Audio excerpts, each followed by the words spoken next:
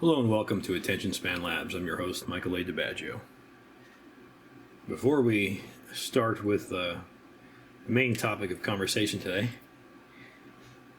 and yes, I'm going to do another one of those videos, like the last one I put out. I'm going to talk while I paint and do stuff like that. But what I'm showing you right now is not what I'm actually going to be working on. But I thought I'd show you some of these,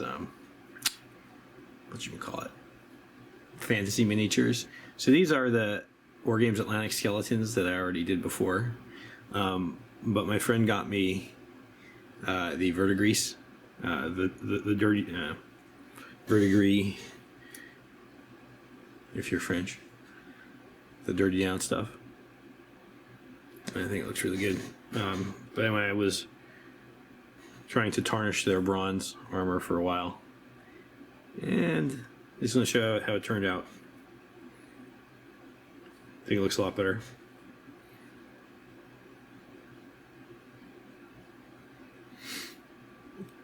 I was actually going to just start making this video before, and I kept waiting for my daughter to wake up because my wife and son were at a homeschool co-op, and I was waiting for my daughter to wake up, so I didn't want to start making a video because I knew, quote unquote, that she would get up very soon, and she ended up sleeping almost entirely until they came home. So I had to paint some other things in the meantime. But here, so what I did was I have some fantasy miniatures that were sitting in almost complete status.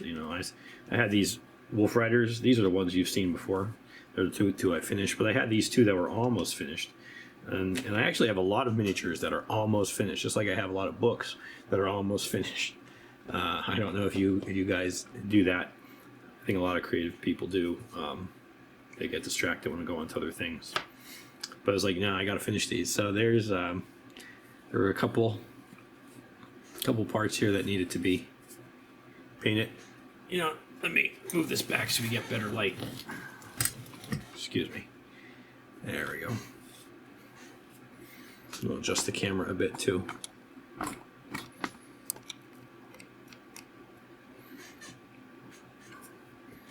So I did finish painting parts that needed to be done here yet and gave them an oil wash. This one in particular I think looks really good because I actually painted his standard. Made him like one of the old second and first edition 40K snake bites. I actually copied that directly off a picture I have in Codex Ultramarines.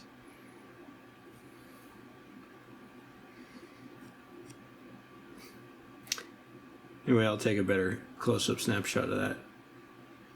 But I like the way it turned out. Yeah, you gotta finish basing them, but all right. What am I actually working on today? What is the focus of this video? Well, it turns out after I got back from the con, I got a bunch of miniatures there, as you'll probably have seen already. But I also then got my order in from War Games Atlantic, and I included the World War I British. So what am I working on? Well, not exactly World War I British. I'm actually building an alternate history World War I force, starting with these 5 guys to make Confederate States of America World War I era troops.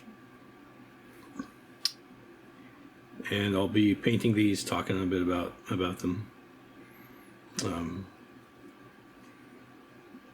The alternate history aspect of them. And inevitably we'll be talking about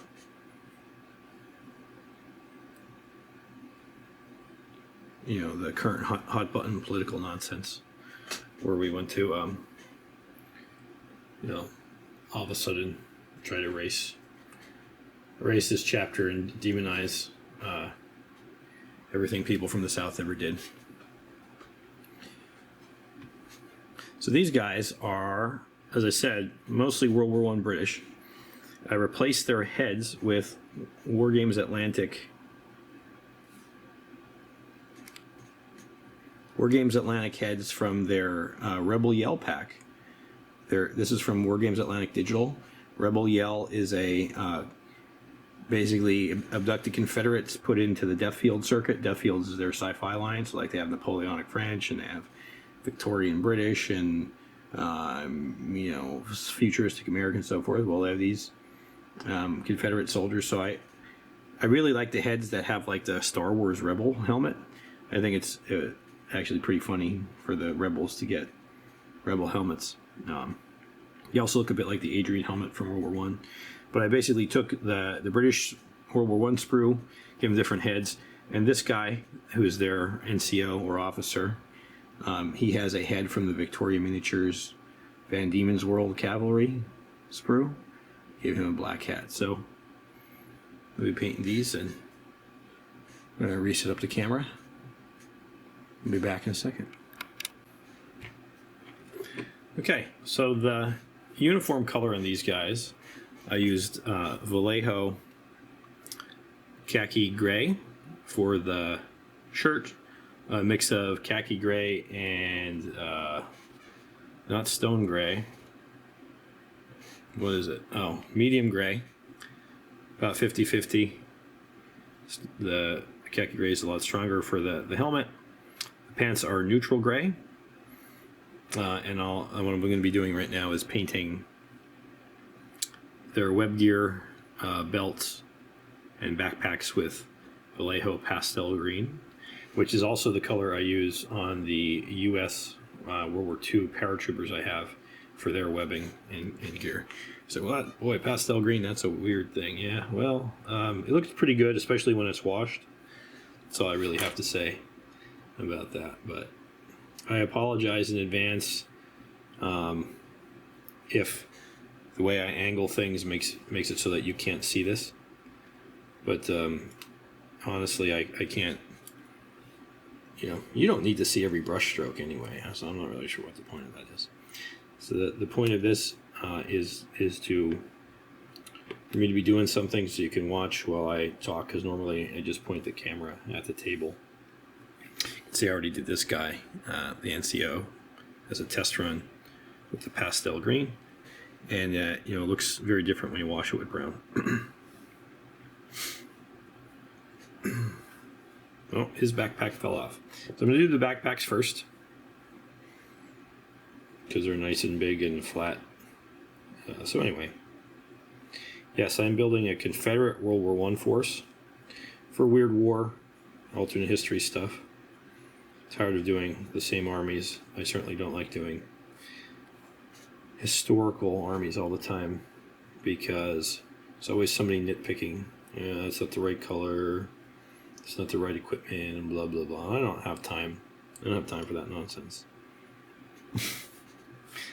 If you do, if that's what you like to do, then that's okay. I'm not criticizing you. But as for me, I like to do my own thing. I like to let my imagination soar. So these will be for my derivation of a War Transformed. The World War I game I've been talking a bunch about. It's a weird war game. I have some problems with it. There's things I like about it. Gave my review of it, which I thought was positive, but a lot of people are reacting very negatively to me about it, because really the reason is because some of the things I pointed out, I didn't like the pure paganness about it. And people really just don't like that I'm a Christian. They don't like Christians, and that's all that it really comes down to. It's the real reason. But I don't dislike the game. It has a pretty neat setting. I have some questions about some of the rules. I'm skeptical about them, but I'm going to try it. So this is my alternate history force. In my own alternate history World War II, which you've seen quite a bit of, I actually have. Let me get another paper towel here. I'm not doing a straight World War II. In fact, in that, to change things up a bit, to make things, the reason I changed it is because I thought, you know, the Axis doesn't really have a chance to win. They just don't have the industrial capacity. They don't have the access to supplies. And so if they fight the U.S., they're done. So to make that have a chance, I postulate certain things like that. Germany won World War I, and the way they managed to do that is by, something changed different. But the big thing was that the U.S. never got involved. The U.S. maintained neutrality, like actual neutrality, like they never supplied the British. So the British were basically starved out, and though they couldn't make huge gains on the front, the Allied powers basically came to terms, especially with the collapse, with the defeat of the Russian field armies. And then later on, the Imperial Germans, they end up taking Pellucidar. They're part of they're one of the discoverers and early settlers of the interior Earth, which is where a lot of the things take place, which is why there's like dinosaurs and cave bears. So this could be in that setting as well. And that setting is basically a derivation of my Ascension Epoch books. I have read a couple stories from them and posted them on here. And they're the ones that no one watches. Ooh, so feel bad about it. Anyway, that's right. You don't gotta watch anything or read anything you don't like. You don't want to get involved in. That's right. But in that universe, there's actually the main thing is that like the Martians invade in 1898, and superheroes start popping back up. But that wasn't the initial, that's not the first major point of divergence, right? It actually starts diverging in the 1850s and late 1840s. The Crimean War happens, and basically the same result happens, but they start using talent troops then. The first big war that things change is the American Civil War, where basically during the Peninsular Campaign, McClellan's army is defeated in detail because Jackson overperforms, or at least overperforms relative to real history. And Lee's able to defeat him, and then the British and the French join the war. And one of the things that really helped that happen was Confederate irregulars, irregulars being a term for people with irregular power, so talents, basically superheroes, scouts, and partisans, and stuff like that. So they secure their independence, and the French intervention in Mexico fails, but the Texans kind of take over there. A bunch of stuff like that happens. The Confederacy fights a war with Spain, taking Cuba, the 1880s. There's some stuff going back and forth. And then, everything goes to pot when the Martians invade. Everybody gets shellacked there. But anyway, so that setting that I mentioned is basically the Ascension Epoch setting without the Martians. The same things happen. There's talents and stuff like that. So I'm gonna put something like that in there to explain the weird World War I stuff going on. The other thing I use a lot in the Ascension Epoch, there is, the Martians, there's also quite a bit of, obviously from War of the Worlds, but from other great public domain adventure stories, particularly, like the George Challenger stories by Arthur Conan Doyle, who was most famous for writing Sherlock Holmes. But the Challenger stories, and there was a lot of interesting Challenger stuff that was right around the time of World War I, and set up at that, like the poison belt and stuff like that. And so that stuff actually happened. And then in this universe, that's actually one of the triggers to the war, and it goes along quite well with the Summer comet thing smashing into the moon and all that other stuff. And then later on with the pseudo Conflict 47 stuff, which involved the voices, the mysterious transmissions from the upper atmosphere, from the heaviside layer, which I also take these entities communicating, these jinn contacting humanity, from Tim Power's excellent novel Declare, which also involves World War I and also World War II and the Cold War. Declare is actually a sort of explanation for how communism could have survived as long as it did, and it posits a supernatural explanation, and it's quite convincing. I almost believe Declare more than the official history. Yeah, so anyway, that's one of my favorite books. Yeah, so these Confederates are still around, and in general, in the World War II one, neither the U.S. nor the Confederates got involved in World War I. They had their own problems, and they stayed neutral. So these Confederates are dressed the way they are because most of what they were fighting in was Mexico and Latin America. They were doing various interventions there. So they got the khaki. The gray is mainly a concession to I want something, a touch point, so that people will say, yes, okay, I understand why these are Confederates, right? They got the gray on them. But I didn't want to make them all gray because, uniforms change. The U.S. uniforms did have some blue in them, but they didn't maintain the blue of the Civil War, Gray is actually a very good solid color uniform for a sort of more modern force, for sure. But, yeah, that's what's going on here.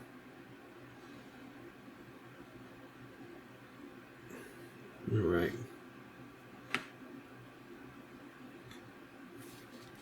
Now I'm trying to paint his helmet straps, but yeah, so I've always been sympathetic to the Confederacy, and so have an awful lot of people.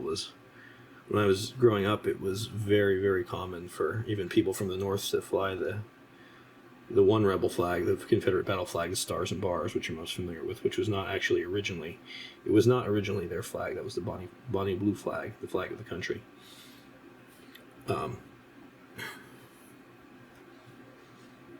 But it was romanticized, and people were okay with it, and they didn't go crazy about slavery and racial supremacy and oppression and everything. Because slavery's bad. All right, congratulations. If you're not in favor of slavery, well, congratulations. That doesn't really make you some kind of moral exemplar. Like, just about everybody is not in favor of slavery, right? You're in favor of abolition, and you don't think people should be owning other people. That's not much of a feather in your cap. But we like to go insane about this nowadays. Though this virtue signaling, pretending that slavery is a particularly a white thing, an American thing, even though white Europeans are the ones that basically ended slavery, where no one else has. Even to this day, there's still slaves everywhere. And but anyway, there's slaves in this country right now. There's sex slaves. There's, you have bringing these immigrants and these refugees, these people on H-1Bs, H-2Bs, that basically they have to perform at their job and have to do exactly what they're told and work in exploitative conditions, or they get kicked out of the country. That's a form of slavery. Conscription is a form of slavery. No one cares about that, I guess, because we don't theoretically have conscription now. But yeah, actually, being conscripted is worse than being conscripted to fight in a war is a worse form of slavery, in my opinion, than chattel slavery on the farm. It's okay. You may get to go home, except unless you get killed, right? But you're not only you're as a conscript, you're being enslaved not merely to work for your enslaving power, right? But you're to kill and to die. That's bad. Forcing people to kill on behalf of their slave owners is very bad.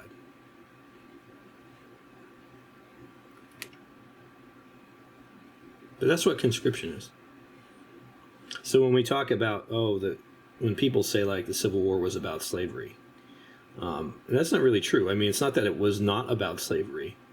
It's that wars are about many things. And wars are almost never about one thing. So when you say the Civil War is about slavery, you better define exactly what that means, because, most of the people fighting in the Confederate Army were not slave owners. As a percentage of the population, relatively few whites owned slaves, right? The working class did not own slaves. It was the rich elites who did. And they weren't fighting for slavery. Slavery was something that was hurting them, right? Slavery keeps their wages down, prevents their mobility in society, and so forth. Which is not to say that they liked blacks or they wanted them to be free and living among them, right? For the most part, that's wasn't true anywhere, not even in the North. But that's a very different thing from saying they were fighting for slavery.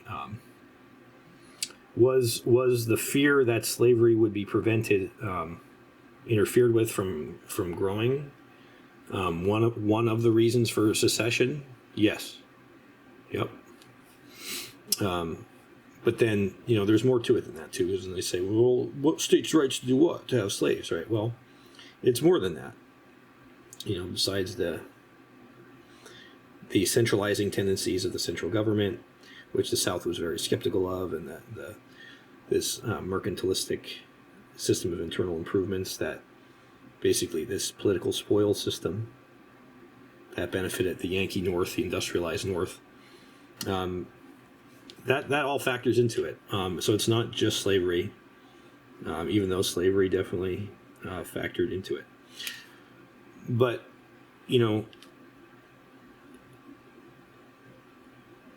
some people that are stupid, frankly, they say that's a cop-out. It's like, well, it's mostly about slavery, but it's not. Because if it's not even about slavery on the other side, I would say that most of the people fighting for the North, fighting for the imperialist federal armies, were not doing it to end slavery. In fact, there were...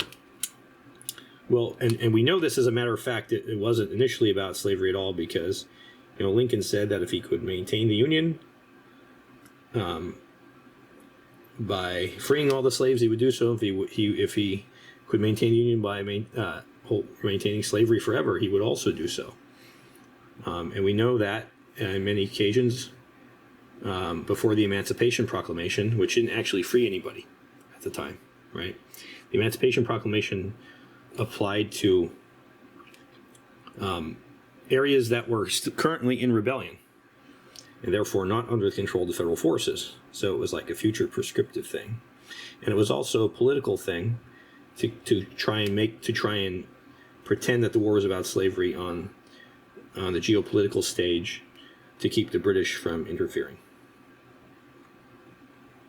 Right? They knew calculated correctly that the British would not materially aid a country that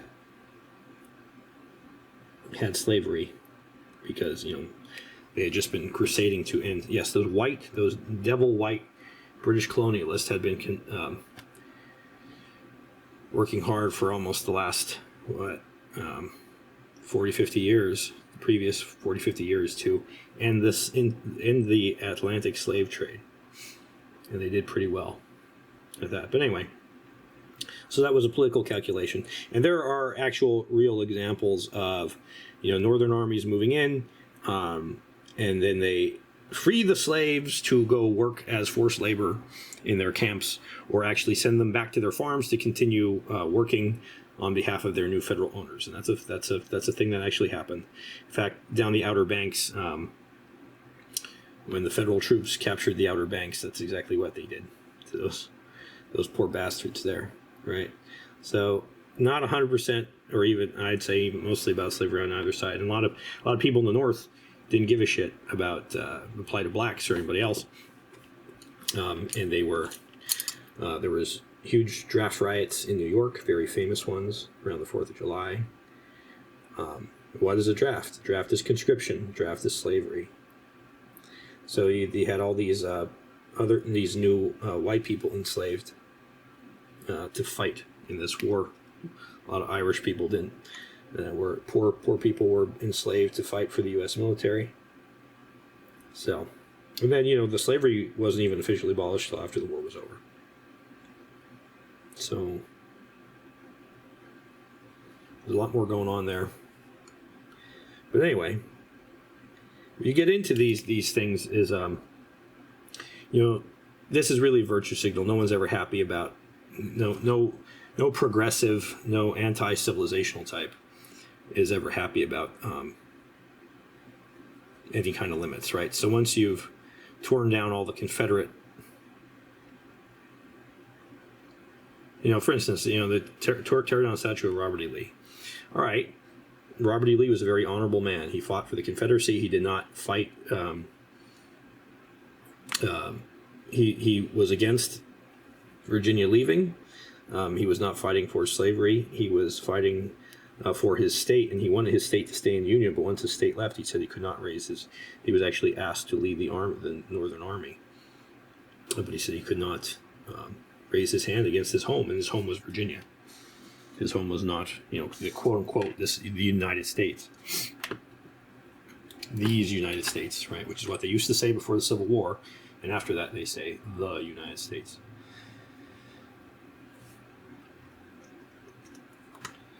But anyway, so Lee had slaves that he inherited through his wife, through his wife's father, and then he freed them. Okay, so if you're going to tear down, you start demonizing that guy, guy who does things like that, then it's only a matter of time till you can't be satisfied with that. Then it's not just the South that's evil; it's all America that's evil forever. And you get this 1609 bullshit. Where it's like, everything that ever happened in America is based on slavery, and everything that Americans accomplished was made possible by slavery, which of course is a completely retarded lie. Slaves didn't. The actual contributions of slaves to America, as far as its growth and power, as this superpower, as this industrial, are more or less non-existent. The system actually held the economic development of the South back. And it's one of the reasons they lost the war. They didn't have that kind of industry. That's not just because of slavery, but these cultural things too, but a more agrarian lifestyle. But anyway, you get this nonsense and you start hating everybody because all of America was bad. And you say, well, why stop here, right? They're not going to stop there. They're going to go after George Washington and Thomas Jefferson because unlike Robert E. Lee, they didn't free their slaves. Like Jefferson kept his slaves, right? And then there's the lie that Jefferson was raping his slaves and blah blah blah. That's never proven. No reason to think that that actually ever happened. When you say there's Jefferson's blood, he had siblings, he had family relatives that may have impregnated slaves, but it's quite a jump to go from there. That has, as I'd like to say in the news today, unfounded, without evidence. That's not evidence that there were other Jefferson men that might have impregnated a slave. But anyway, so then what do? You start tearing down statues of Thomas Jefferson.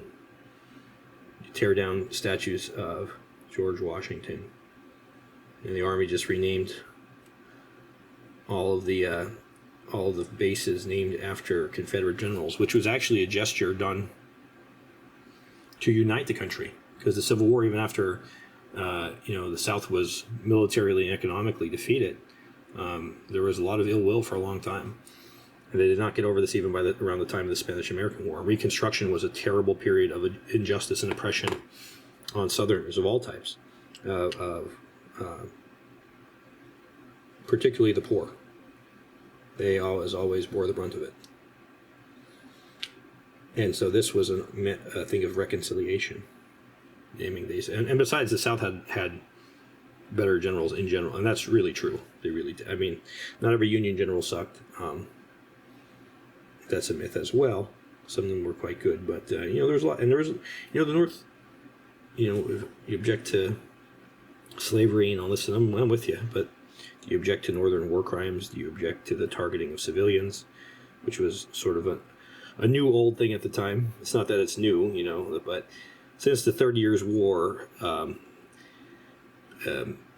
with a few exceptions in Napoleonic Wars and stuff like that, countries generally tried to avoid targeting civilians directly, even through reprisals and stuff. Well, the stuff that Sherman and Sheridan and people like that did wasn't not within the spirit of brotherly love or decency, that's for sure.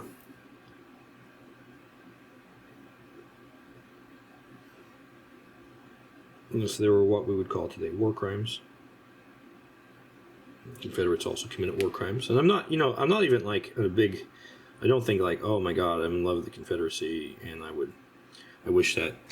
I think it would have been better overall if they won, because it would have blunted this centralization of power in America that actually became quite evil. That we're seeing how evil it is today.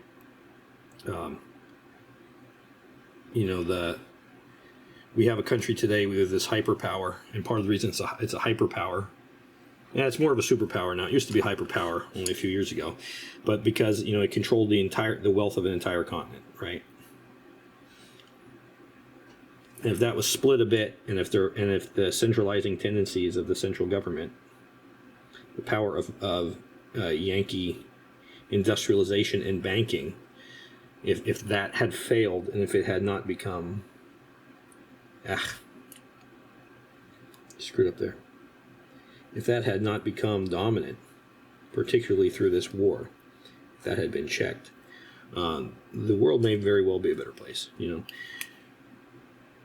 Back to World War I. If the U.S. doesn't, if the completely dominant industrial power of the U.S. does not take sides in World War I, even before they enter the war, you understand what I'm talking about. Like, they supplied the British, they ran convoys, stuff like that. And they supplied the British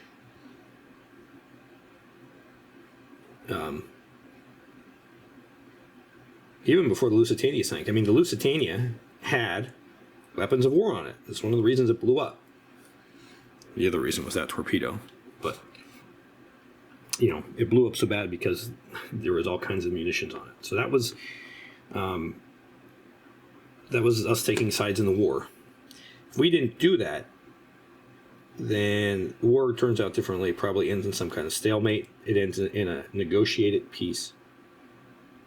If World War I ends in a negotiated peace, especially if it ends early enough, you do not have, just to obviously go out and say it, you don't have World War II, at least not in the same way. You probably have some sort of conflict between the United States and Japan.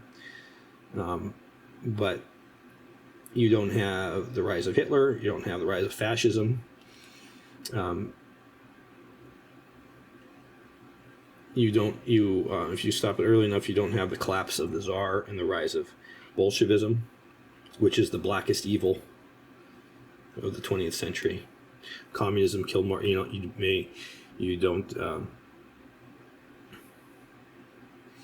maybe are able to moderate the Japanese invasion and conquest of Manchuria, which perhaps keeps the communists from taking over China.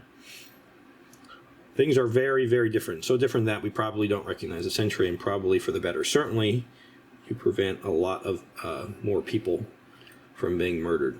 So yeah, I think anything that stops for the centralization of power is good for the human race, because people can't be trusted with power.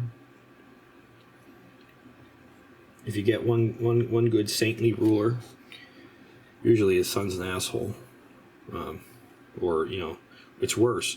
And especially because a real big difference about North and the South, especially back then, is there's the South are kind of more like, I don't know, put it like, they're like more real people. They're like more like the normal people that lived in Europe in the Middle Ages, in that they kind of lived their life. And they didn't have these They were Protestants, overwhelmingly, of course, but they weren't Puritans. They don't have the puritanical crusading impulse, this utopianism, this millennialism, the desire to remake the world, which was very, very prominent, of course, in New England, in the New England Yankees. And even when they sort of shed the religious excesses of this, mostly in the shame and embarrassment after the Salem witch trials fiasco, they went on and instead of embracing it in a religious direction, they embraced it in a secular social direction. So you have like women's suffrage, which was bad. It was just bad for everybody. Coming out of that, you have like these utilitarian ideals and these totalitarian concepts, like the really dehumanizing things like the penitentiary and the panopticon. You have the coerced public schooling. You have taking kids away from immigrants that would have otherwise gone to would have been homeschooled or Catholic schools, and forcing them to be turned into not just a sort of the Northern European Protestant ideal, but also conditioning them to become wage slaves, working in the mines and factories and responding to bells, and that, whereas the Southern people, being less mechanized, were not like that. So there's a real this distinction in the manner that those people existed. And I'll go so far as that, like, the South is demonized even to this day. But the South sort of represents in reality, the South created the America that people love, that people around the world love, that Americans love. So much of the cultural stuff that's associated with America, with the good things of America, really comes out of the South. What am I talking about? Well, let's think about the idea of Southern hospitality and the gentility and politeness. And even to this day, and I'm a Northerner, I'm from Pennsylvania. When you go down south, people are just nicer there. It's not everybody. I know a lot of people, and the people from other countries come here and say, "Oh, people are so nice in Pennsylvania." And that's true. And small town Pennsylvania, they don't think that when they go to Philadelphia and places like that. But you go down south, it's very, very different, and that down homeness and hospitality and the Southern drawl accent that everybody finds so charming and fascinating, and the folk music, the guitar picking and banjo playing, and the minstrel shows, which nowadays people say are racist, but was one of the first real true triumphs of what's called American culture, and people around the world love that. It was super popular everywhere, including in the North, right? It wasn't considered, because it's more than just blackface, but that wasn't considered some kind of irredeemable evil or anything like that. It was about how people really lived. And that folk music becomes modern country western music and bluegrass, and you get the jazz in there from New Orleans and the blues. That all comes from the South, and then it becomes, rock and roll. That's an American thing. It's influenced by that kind of music. All that stuff's from the South. Try to think about, North had inventions, things like that. They had, they were better at building railroads and these factories where people lived in servile conditions. Again, just to go back to this point about slavery. Slavery, of course, is evil. Slavery is wrong. As Christians, there's only Christians who first got the idea that slavery was a bad thing, right? And fought hard for many years to basically eliminate it. But it's a common thing. It was common throughout the entirety of the New World, so it's not something Americans invented. It was common throughout the New World. And the reason why, by the 1860s, that slaves, that the American South was one of the few places that still had slaves. You know why? It was because the Americans, the slaves in the American South survived. Everywhere else, they just died. And they died in enormous numbers. Part of that was because of the climate in, say, the Caribbean and South America, but it's also because of the sheer brutality which these other places treated them. You know, but for better or worse, obviously human beings are more than property, not to be reduced to that level, right? They're a higher ethical good than property, but slaves in the United States were treated as, you know, valuable property, and there were laws that required, you know, couldn't be cruel to them, couldn't be overly cruel to them. You know, this is a real thing. This was considered a point of civilization. Again, doesn't make the institution acceptable, right? But you understand that, like, when I say that they were mostly in the American South, except for like Brazil. They weren't anywhere else because they were dead. They basically couldn't maintain slavery. They worked those poor bastards to death. And they died of getting beaten, and they died of cholera and typhus and yellow fever and tropical diseases and things like that, which for the most part you did not have in America. Uh-oh. Popped out. And when you talk about, like, you know, the conditions in northern factories run by these much more enlightened, so to speak, Yankee industrialists, they were very bad.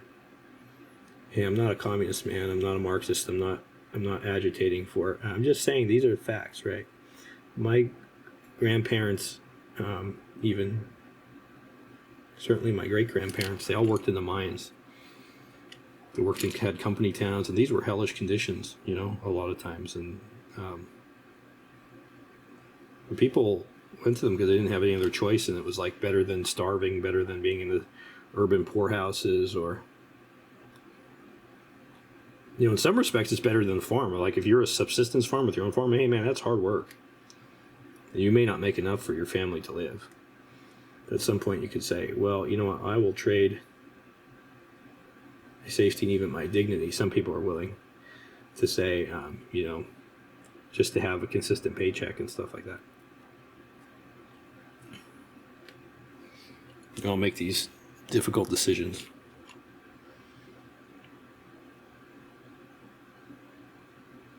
So, but yeah, there are entries on both sides of the ledger, is what I'm saying. So I don't, you know, it's the same thing like when I don't have to be morally on board with all my toy soldiers and everything their countries represent. You know, it's like the German thing with that creep from what's his name, Guy from Midwinter Minis. Like, well, anybody play the Germans? Like, dude, everybody plays the Germans. Everybody. That's the most popular World War II army. Second is the Americans. I have both the German and American army, and you know what? I don't. I'm not saying that either of them. You know, America committed many war crimes, killed many people. America is still the only country in the world that ever dropped atom bombs on anybody. In particular, they dropped atom bombs on civilian centers. They dropped an atom bomb on Nagasaki, and Nagasaki was, since forever, the center of Christianity in Japan. You know, I'm not defending, certainly, like, the Japanese Empire. Like, they were awful. Like, to this day, it took me a long time to get over, once I, you know, learned about the kind of stuff that the Japs were doing in World War II, like, to get over my actual hatred of them as a people. You know, I like Godzilla movies and everything, but I like Godzilla smashing them. It was hard for me to get into anime because I was like, I don't like these people. You know, they did really, really cruel and evil things. But, you know, unlike them, unlike us, the Japanese have a healthy society. they can say that, oh, you know, the stuff we did in World War II was wrong, I guess, but they don't hate themselves over it. They don't hate their ancestors. You know, they're too smart for that. They don't. You get what I'm saying? Like they're not killing themselves in despair over this grief and this manufactured outrage. I'm gonna paint his hat a bit different. So anyway, those are my thoughts. I'm gonna take a break for right now because I need some water. I need to relax my eyes because it's very hard painting those straps. But I'm gonna go on and finish this guy's hat. Give him a nice little. I'm not sure what color to paint the feather. I'm gonna paint that band around his hat red. Not too much left to do. I gotta paint the wraps around their boots and their boots itself. He already has part of wash because he was my test figure. And I got to paint the rifles and bayonets, but that's about it. So let me know what you think. Let me know what you think of my alternate history project and these kinds of videos. I got more of them coming up. I figure if I'm going to hobby is a verb now.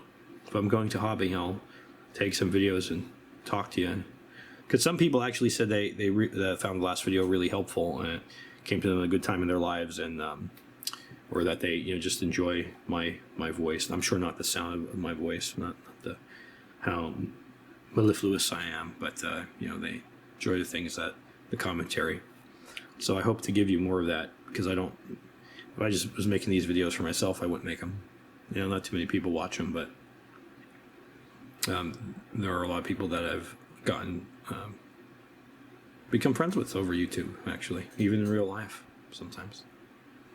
And I want to give you something that you enjoy and that helps you in some way. All right, let me know what you think.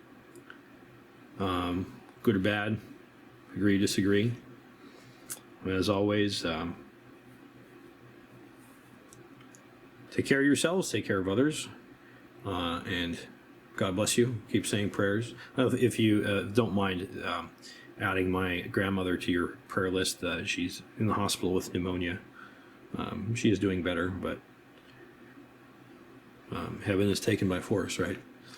So please continue. It'd be really nice if you could remember me and my family in your prayers. So God bless you. Have a nice day. Attention Span Labs signing off. Postscript. Here is the finished 5-man half squad of Confederate World War I soldiers. One thing I wanted to note about this, a couple of the reasons for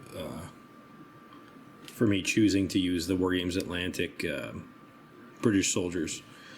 One, they didn't have U.S. soldiers, but I had thought about using either Germans or the French as the basis for this. My thought was that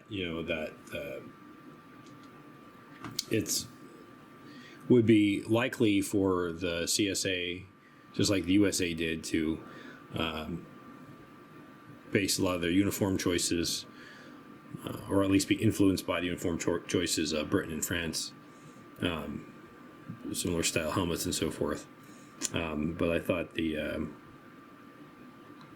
I also thought the British looked good. I didn't put the torso pouches, which I believe are gas mask pouches, that hold the filter of the gas mask on every soldier. But it's a tradition in alternate history literature for the Confederates to be influenced by having British Empire uniforms to start using khaki, or as it's often called in the alternate history fiction, butternut, by the Confederates. So that's why I wanted to go with this. Also, I thought, the U.S. Army at the late 1800s had a khaki uniform as well, campaign khaki. But I think in particular the Confederates would be fighting a lot, not necessarily a lot, but more frequently they're going to be fighting in Mexico, they're going to be fighting in Cuba, and so that influenced their design decisions. The Lewis gun, well, Isaac Newton Lewis was from Pennsylvania, but could have sold his gun to the Confederacy and under the same idea that You know, the U.S. Army didn't want his gun in the alternate history either. Yeah, so... Oh, yeah, one other thing. When I brought this up, everybody's like, oh, like in Harry Turtledove. I was like, ah, okay, well, I don't actually like the Harry Turtledove alternate history books. I thought How Few Remain was good, but after that, it got silly. I think Turtledove can be an entertaining writer, but I'm not, as far as his alternate history. It's kind of lazy. You know, he thinks about World War I, and he thinks World War I means trenches, as there was on the Western Front, because there's no room to maneuver.